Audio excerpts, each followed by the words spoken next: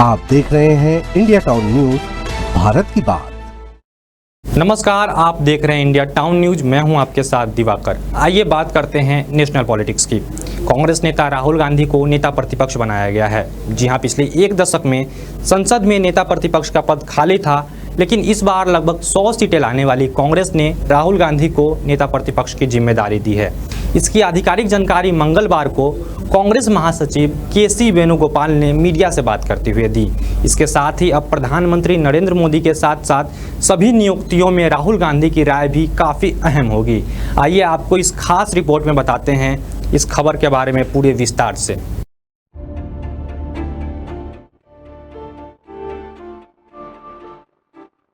लोकसभा चुनाव में पिछले एक दशक में सबसे ज़्यादा सीटें लाने वाली कांग्रेस काफ़ी उत्साहित है।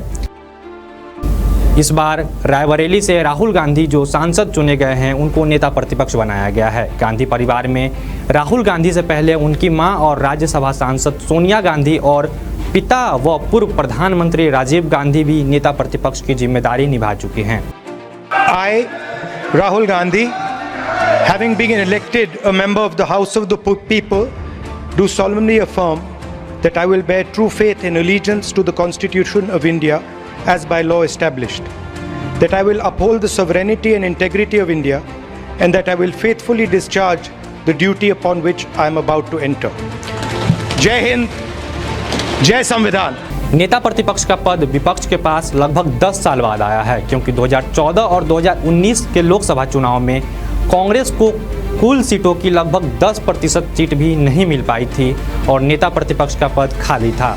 नेता प्रतिपक्ष बनने के बाद केंद्रीय जांच ब्यूरो एजेंसी सीबीआई डायरेक्टर, मुख्य चुनाव आयुक्त, चीफ विजिलेंस कमिश्नर आदि की नियुक्ति में राहुल गांधी की राय अहम होगी। पिछले 2 लोकसभा चुनावों में कांग्रेस की ओर से नेता सदन मल्लिकार्जुन खड़गे और अधीर रंजन चौधरी रहे हैं। अब जब इस बार राहुल गांधी नेता प्रतिपक्ष बन गए हैं, तो देश में होने वाले अहम नियुक्तियों में उनकी राय भी महत्वपूर्ण होगी। हालांकि सरकार के पास 2-1 से एडवांटेज होगा, लेकिन फिर भी विपक्ष की ओर से राहुल गांधी चेहरा होंगे और इन मुद्दों पर स्टैंड लेंगे कि नियुक्तियों का समर्थन करना है या फिर विरोध करना है।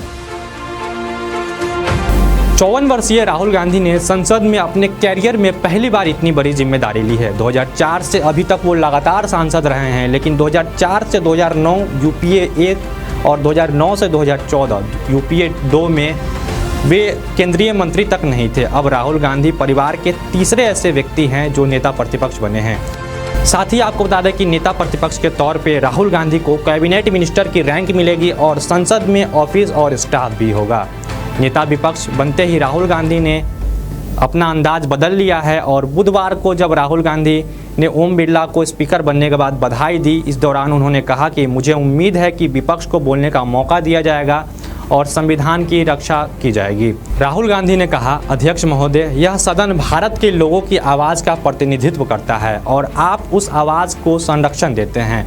लेकिन निसंदेह सरकार के पास सत्ता की शक्ति है, लेकिन विपक्ष भी भारत के लोगों की आवाज़ का प्रतिनिधित्व करता है। साथ ही उन्होंने कहा, विपक्ष सदन को चलाने में पूरा सहयोग करेगा, लेकिन यह भी जरूरी है कि विपक्ष को सदन के अंदर लोगों की आवाज़ उठाने का मौका मिले। और आखिर में कांग्रेस नेता राहुल गांधी ने कहा कि मुझे आशा है कि आप भारत की लोगों की आवाज़ उठाने का मौका देंगे। नेता प्रतिपक्ष बनने के बाद राहुल गांधी ने एक वीडियो जारी कर देश की जनता को धन्यवाद किया और साथ ही कहा कि मैं नेता प्रतिपक्ष के नाते आपकी आवाज़ को संसद में मुखरता से उठाऊंगा।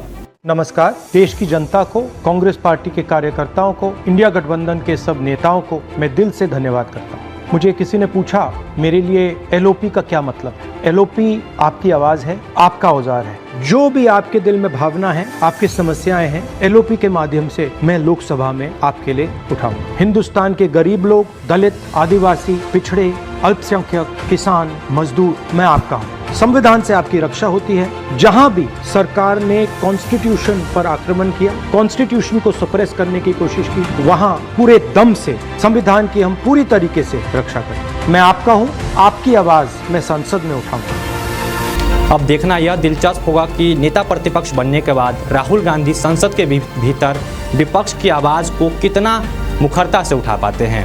आज के इस खास सेगमेंट में फिलहाल इतना ही। मुझे दीजिए इजाज़त और देखते रहिए इंडिया टाउन न्यूज। नमस्कार। आप देख रहे हैं इंडिया टाउन न्यूज, भारत की बात।